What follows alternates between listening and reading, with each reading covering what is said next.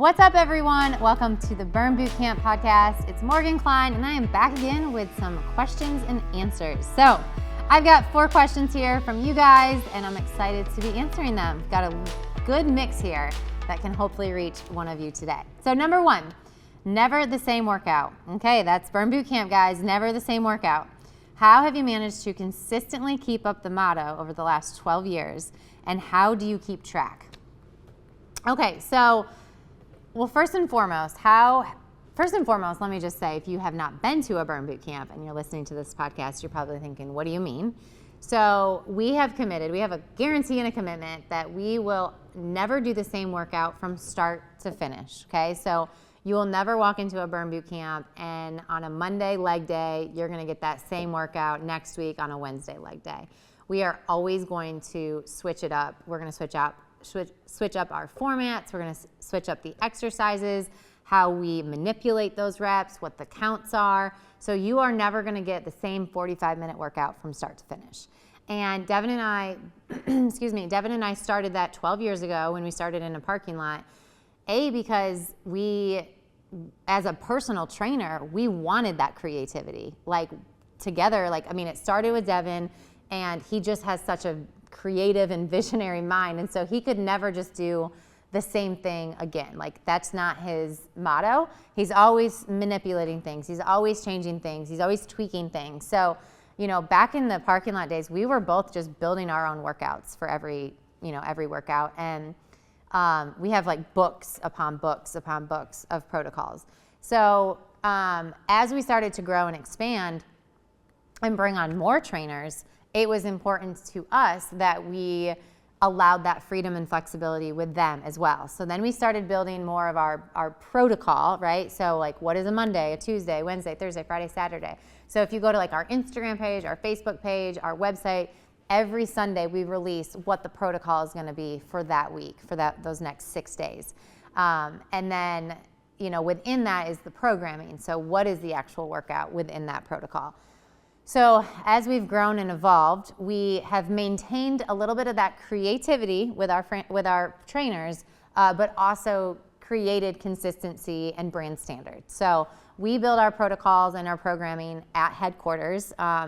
We have a fitness team that works on that, and the trainers get that. They get a back-end portal. They can go in a couple weeks in advance and kind of see what the workouts are going to be. And then we have a 90-10 rule where they have to follow 90% of what we've built, and then they get that creativity still. They can manipulate certain things based on the equipment they have, the size of the camp that they have, what the weather may be like. Some stations may be programmed to be outside and they can't be outside. So they still get that creativity, but they are still going to do the workout so it's consistent and it's working the right muscle groups, and we don't have overlap in certain days, because the biggest frustration that I have when I see, other fitness concepts is it seems like they're overtraining certain muscles. So we build our protocols for safety and for you to not overtrain any specific muscle groups.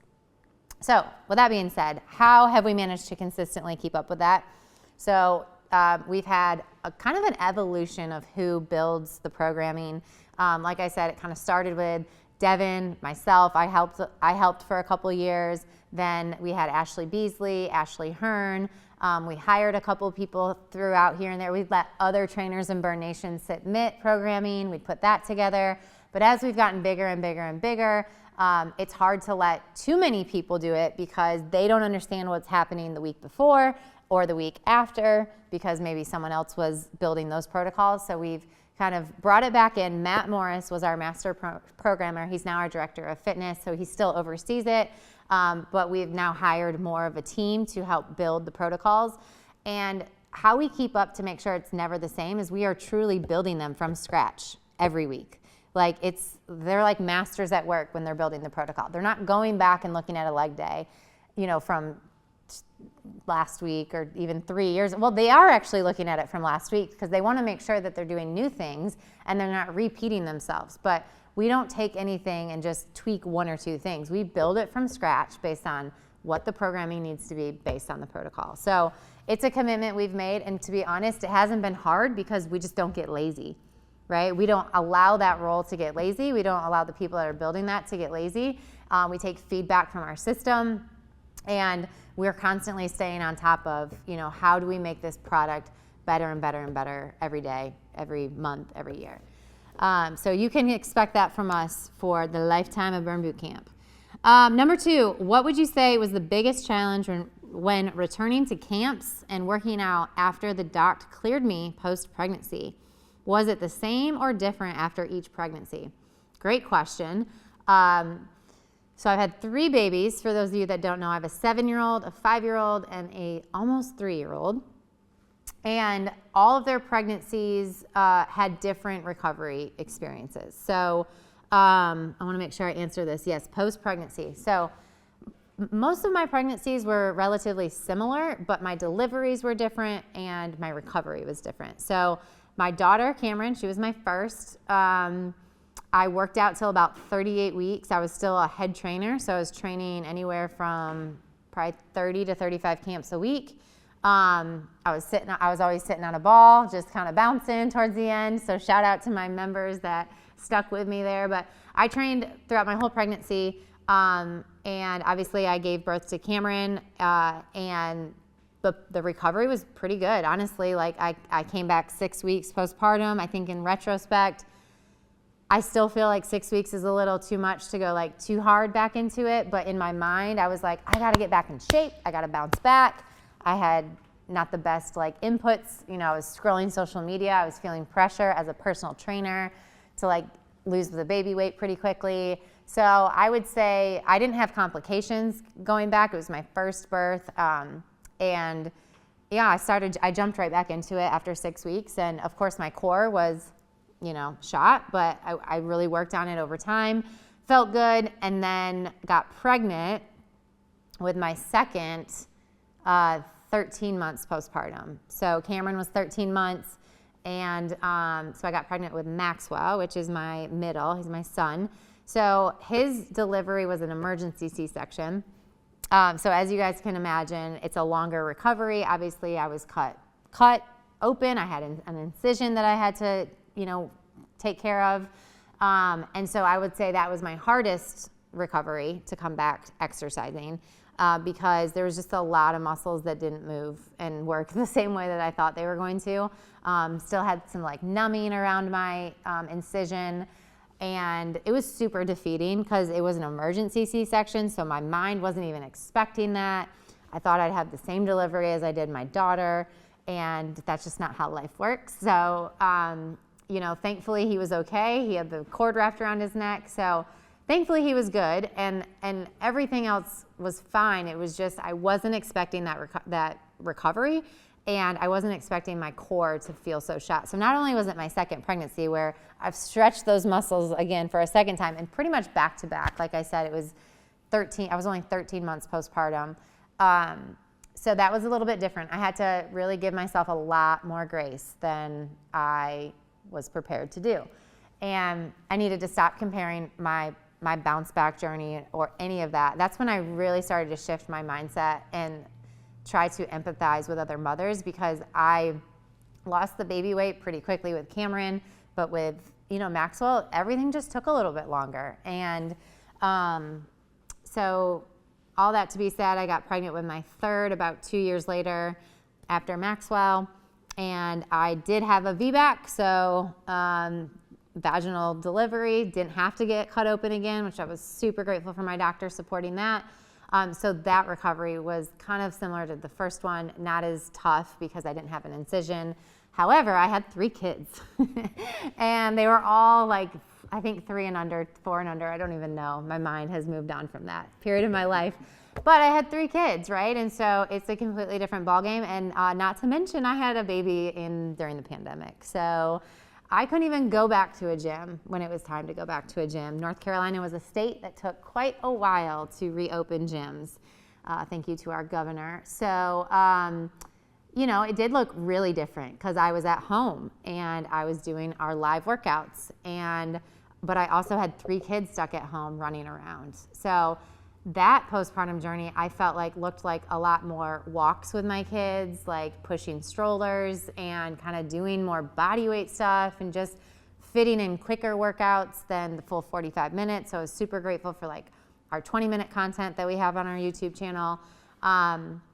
And yeah, so that one took a lot longer, and it just looked different because of the climate that we were in during the pandemic. But nonetheless, like I would say with all 3 of my pregnancies, I've just given myself more and more grace. And, you know, there's so much that you have to take into consideration. Your journey, your postpartum journey is not going to look the same as your friend or the person you're following on social media or a blog that you've read. So I just really hope to encourage someone that's listening to this right now that stop comparing yourself to what you're seeing. Focus on you, focus on how you're feeling, focus on what you can do, even if it's a 15-minute workout, even if it's a walk to the park, even if it's taking your kids to the park and doing some push-ups and some squats and, you know, things that you can get creative with, you know. Fitness is going to look different for everybody, whether you're a member at Burn Boot Camp or you're just not ready to step into a gym yet. Maybe you're doing some online workouts, or maybe not. Maybe it's just things that you know how to do. It's your journey, okay? And you shouldn't feel pressure from anybody, society, family members, and yourself to bounce back. Because I would say my 3rd, it took me the longest to get all of my baby weight off. Like I still feel like I have some baby weight, and I have a lot of loose skin, guys. Like my body looks different after every pregnancy, obviously, right? You're carrying a human life, right? Your body is stretching. So I have extra skin. I have all the things that you probably think I don't have, but I do. I promise you that. So just give yourself grace and understand that number 1, number 2, number 3, number 4, however many kids you're going to have, they're all going to look a little bit different because you have new things in your life. You have more kids in your life. Maybe your situation has changed. Maybe now you are coming to a gym and after number 1 you didn't, and you're realizing how weak some of your muscles may have gotten over time. That's okay. Find a trainer that you trust. Find a community that you trust. Burn Boot Camp is here for all fitness levels. We have so many postpartum women, and we are continuing to invest in our trainers and that education of how they can support postpartum, because once you've had a baby, you're postpartum for life. And so you have, you know, some pelvic floor issues. You might have some core issues. And so it's important that you find trainers and you find protocols and programs that can support your body during that time. Number 3, opinion on cheat days and how to establish and reinforce buy-in to exercise and diet habits without going in too strong. Well, the first part of that question, I hate cheat days. I hate the name of them. I hate the name cheat meal. But I used to have them. I used to talk about them. I used to encourage them. So I may be a hypocrite right now. I am a hypocrite right now, but I've also learned a lot over the years. And so my mindset is allowed to change. So cheat days, I used to just go all out. And like, looking back, like I would restrict. And I like to the point where I would be craving something so bad. I would eat an entire pizza one night. Like on a Saturday night, it's like, oh, a cheat night, cheat meal. I'd have pizza or cookies, maybe some breadsticks. Like it was just, looking back, I just like, that's not what your body needs. Your body just needs you to eat consistently, like good food, right? Consistently. So now I'm just in the mindset, if I have a craving, I don't like restrict myself. I'm like, I don't know, it's something mentally for me that when I don't tell myself, you can't have this, you can't have this, you can't have this, you got to eat this, you got to do this, like you have to. My mindset like makes me want to do what you're telling me not to do, right? So you can't have pizza, I would want pizza. I've like released that. Like I've allowed the freedom of my mind to be like, and my body to be like, what do you feel like eating right now? Or like, what's sounding good? And a lot of that like craving and a lot of the like the obsession of the pizza, like it's all gone away because I've told myself like, if you're feeling hungry for something, then go make it. So the biggest way I do this is I try to kind of make healthier versions of things. So if I want pizza, instead of ordering Pizza Hut, which has a bunch of junk ingredients in it, let's be honest, I would rather go find good ingredients or a good pizza place and make it at home myself. And it's a little bit healthier, right? And so not to say I won't eat a piece of pizza from Pizza Hut. Like, again, I don't restrict myself. So I've just tried more healthier swap outs to satisfy like a craving of something, but in a healthier way that is not throwing my body completely off. Because as good as food can be, I don't like the way it makes me feel for like a week after sometimes. So just kind of remembering that. But I'm not a fan of cheat meals, not a fan of cheat days. It works for some people. It keeps them disciplined. It keeps them on their routine. And so I am not hating on it, but it does not work for me. And I would say that if you are somebody that like obsesses over every bite you eat, every calorie you put in your body, and you're sitting around like scrolling and just thinking of food, like because you're waiting till Saturday or Sunday, I would just really like shift your mindset a little bit. Let you have that cheat day or let you have that meal that you're thinking about on a Tuesday afternoon. You know, like give yourself permission to just eat what you're feeling. I think over time, you're gonna stop those cravings and stop obsessing over the things that you can't have because you're not telling yourself no. The other thing that helps me here is preparing my meals really well. Like, because let's be honest, we crave bad food when we're really hungry. This is when I crave bad food. When I'm really hungry, when I'm hungover, when I'm drinking, and when I'm about to start my period. Sorry, TMI. Isaiah, I know you're back there. But let's be honest, like those are the things that like make me want bad food. But if I know that, then like, and I always am like prepared to the best that I can be, then I eat something else and it kind of like the craving goes away, you know? And so if you're not prepared, of course you're gonna go choose to order a pizza or nachos or something. But if you have food in front of you that's good and healthy, then you're still gonna like most likely fill up on that and your craving's gonna be reduced a little bit. So that's my take on that. Number 4, last one, how do you promote mental well-being? How can someone maintain their mental health and well-being while pursuing their health goal? How do I promote mental well-being? So I'm a big fan of like your input is gonna be your output. So I'm gonna take you back to 2020, which I know is a time that was hard for so many reasons, but I would sit in bed at night and scroll on social media and every news channel, right? Or every post was just doomsday, like negative, bias, doomsday. And so during the pandemic, I really noticed how that impacted my mental health. Like I would start to believe things, I'd start to freak out, I'd start to expect the worst, and I was projecting that on Devin, and I remember one day he's like, you have got to stop watching the news. And I think I actually had the news on, like the actual news on our TV, and he came in and he's like, no, like we are not watching the news in this house. And I was like, you know what, you're right. So I unfollowed every news channel on my social media outlets, and I started to really create a boundary of like, what are the things that I'm consuming? The news, I'm sorry if you're in news and you're listening to this, it is so negative right now. Like, and it has been for a couple years, right? It's just, that's their job, I think, is to pull stories that are going to create some fear in you. And not only does the news do that, I'm not trying to just hate on the news right now, but there's people in your life, on your social media timeline, in your office, at work, at your home maybe, in your friend groups that are also kind of like that, just negative, negative, negative. I can't stand being around that. Like I will literally remove myself from places where it's just negative Nancy all day long. So that is how I protect my mental well-being, because I know the minute that stuff comes into my life, I spiral. I start to get negative too. I start to say bad things about people or just situations. I think the worst. And so I've just been really protective of my mindset, my environment, what I'm listening to, what I'm watching. I do have a couple gossip shows that I still like to watch that are super drama and super like silly, but you know what? It's my way sometimes to decompress. So yeah, I think just your inputs equal your outputs, and maintaining your mental health and well-being while pursuing your health goal. I think really what this question is asking is like, how do I make sure that I am chasing a health goal, but I'm not letting my mind be torn down in the meantime? Like, and that's who I was. Morgan at 24 years old had terrible mental health, but I was at like the peak of my fitness.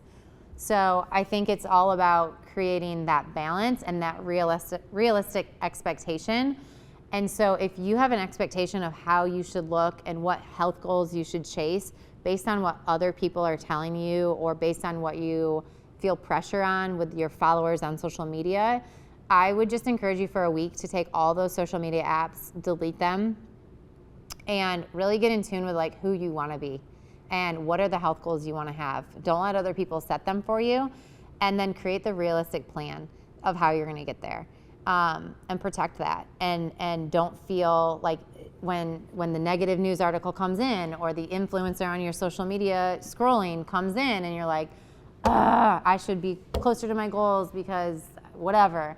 Like, check yourself, like, and just keep scrolling, right? Don't focus in on what other people are doing, what their journeys look like, what their timelines look like, what food they're eating, what they're drinking. Like, that's not, yes, you might want tips from people to like empower you and educate you on what you should be doing. But once again, this is your journey. So your timelines need to be set by you, and the decisions that you want to be make need to work for you and your lifestyle.